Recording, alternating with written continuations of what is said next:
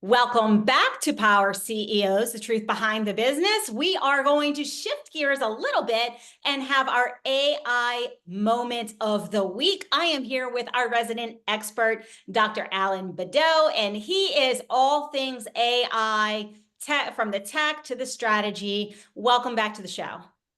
Hi, Jen. It's great to be here. So we have talked in the last couple of weeks about why AI in business, how is it relevant? How do we know if we're ready to integrate AI solutions? How to choose the right AI tools and platforms to meet our specific business needs? And right now it's strategy season for all of us. We're planning our 2025 strategy. I wanted to kind of talk about how do we integrate artificial intelligence and AI strategy into our broader business strategy as we look to the next fiscal year. So can you maybe shed some light on how does AI enhance our business operations, our customer experience, and our decision-making process? Yeah, that's a great question. With AI, the fundamental thing that business leaders really should look for is trying to get additional perspective on what their clients are doing, what their competition is doing, and really try to build that as really into your analysis process. Because one of the things that AI can do, you can run so many different situations against it and scenarios. Even just a few tweaks, like the butterfly effect, can have huge ramifications on what the outcomes are and what those decisions would be. And having AI help facilitate that, not own it, but help facilitate that is, really another data point that, executives can use as part of that process. And it's one of those things where the more information that you have, the easier it actually becomes to figure out what that right path is going to be. A lot of times with executives, because I'm a business strategist and a business coach, and a lot of times we talk about speed of implementation and making rapid decisions, maybe if we don't have all of the data. But what I'm hearing, and I want to just emphasize this, is if we have AI and we leverage AI in this way, we can access so much more data in such a more rapid time, so we can still have that quick decision making, but it's actually with more information and a more objective oversight. Because let's be real, data, if it's good data doesn't lie. Do you That's right. have an example of where you have utilized this, maybe with a client or in your own practices?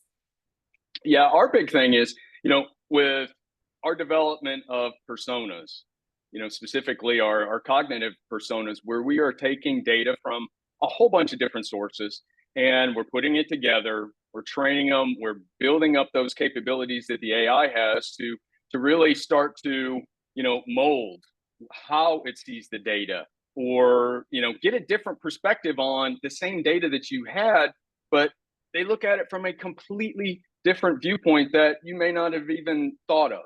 And it's that kind of power that AI has, that as you're, bringing in more data, as you are looking at things or trying to look at things, from those alternative viewpoints, then, that's where the true power is, because, a lot of people will say, oh, I don't have enough data to do this, or I don't have enough data to do that. There are some cases where AI is going to just come at it from a completely different vantage point and see things, even in that small amount of data that you have, that could become critical. And so what I tell folks is, as you're looking at different technologies, as you're looking at different capabilities, as you're looking at trying to do whatever it is that your core business is trying to do, it's actually in the long run going to be cheaper for you to try a little bit of AI with that specific example and then see where it takes you. And if it's a successful thing, that then you're just, that's just, cherry on top of the ice cream right there. Then you're really be able to apply it anywhere else in the organization, and you've got to step ahead of your competition. As you're talking about this, the thing that comes very strongly to my mind is one of the things we see a lot in product development. What's coming down, what's the next product or service to offer to our existing clientele or to go to market with? I see this as enhancing that from the customer or client perspective, because what I have found companies that I work with, they really struggle with determining the perspective, especially from a marketing, a messaging, a sales messaging conversation, how to get on their clients, like describe the problem, solve the problem, find that one solution. And what I'm hearing very strongly is your personas can be the client. You can have a persona who takes that client perspective and spits it back at us in the way that our ideal customer would see, or our prospects would see what we're putting out there. And imagine how much more rapidly we could convert leads, we can have that sales, we can bring that revenue into the business. What would we need to think about if we were to start engaging and bring this into our strategy, our overarching business strategy? Like what kind of things would we need to be thinking about as we strategically plan to integrate something such as this AI integration? Yeah, one of the challenges that every single business, every government agency has it is how do you relate to your customer? How do you understand what your customer is doing? If you go back, oh geez, even 6 months, everybody has a single piece of paper that may have a representative picture. It may have a representative profile of what your ideal customer is. Well, if your ideal customer is this, but you have customers that are very broad and different demographics, different buying habits, different interests, well, you are missing out on so much of the market and the ability to get their perspective on the direction that you want to go with your product, and those kind of other important features that they're going to be interested in. With, I know I'm going to get emails about this, but the reality is that, you look at the models today, they're not good at doing that. And why are they not good at doing that? It's because we have tried to train all of the bias out of all these models. And then we try to say, oh, but I want you to act like a human. Well, guess what? That doesn't work. It hasn't worked. It'll never work because we have models that, are getting data from so many different places. It's getting data from different sources, different types of data. And as we have tried to, normalize these models, they just don't perform well at all. And so what we are doing is we are putting in what's called controlled bias, meaning, if I have, say I'm a vegetable salesman and my primary market is broccoli, then the last thing I want to do is try to sell or have a primary customer that hates broccoli. But you got to understand what the broccoli perspective is around that. And so you have to have some sort of bias, as long as it's transparent, as long as you can quantify that, so that you can actually get that perspective. And that's the thing that we're doing. We're not afraid of bias. We embrace bias, but we tell the customer exactly what it is, how they can use it, how it's being used, how it's applied, and then you make the decision on how you want to use that information that it provides to you. That is a piece that is really going to help businesses understand the things that either they're struggling with, or at least give them an opportunity to expand what their market space is going to look like.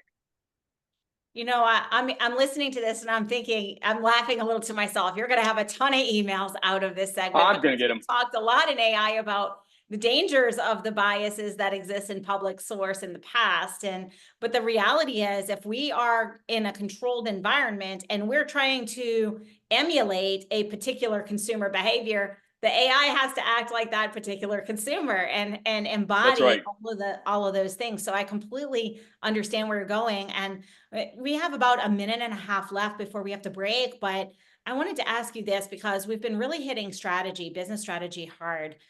Can you talk a little bit or speak to strategic frameworks so that business owners, entrepreneurs, executives in larger companies can incorporate AI and align AI initiatives with the long-term goals that we're setting for our companies?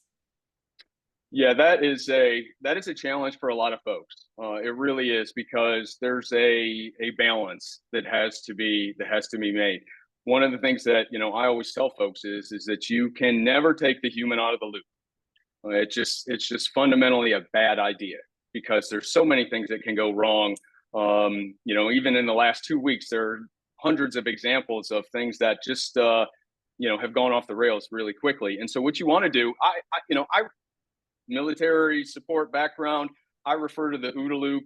And the easiest way to integrate AI into that is really an operational OODA loop, where you have observations, your orientations, your data, and the acquisition piece in between, so that you can fundamentally say, okay, I'm going to use AI specifically to do this. I'm going to use another type of AI to specifically do a different piece, and then it's an easy framework, easy to understand how you start to put all of that together so folks can use it at the right time, at the right place, get the right information, and then make a sound decision without really jeopardizing either the strategy moving ahead, the technology roadmap, all of those other things, because you're walking it through the process, you understand what it is doing, and then that's the only way that you can have confidence in the information that it's providing to you, and that it's a good decision that the AI is telling you to make. And so if you can just fundamentally focus on those four key principles, then you'll be successful, and you'll be able to mold that to your own corporate processes that you have to go through. Thank you so much for your valuable insights and for being here. How can people reach out to you? Easiest way is go to my website, allenbadeau.ai, or they can find me on LinkedIn. I'm following your example, trying to boost that up a little bit, and or harmonicai.ai as well. So, or they can watch me on Now Network with AI Today with Dr. Badeau. Fantastic. Thank you so much. I really appreciate you. We do have to take a brief break, but folks, you heard it. AI is here to stay. It has left the train station. Either you're getting on at the next stop or you're going to be left behind. It's time to start leveraging technology and its advancements so that we can contingency plan and really make our operations more efficient. We will be right back after these messages.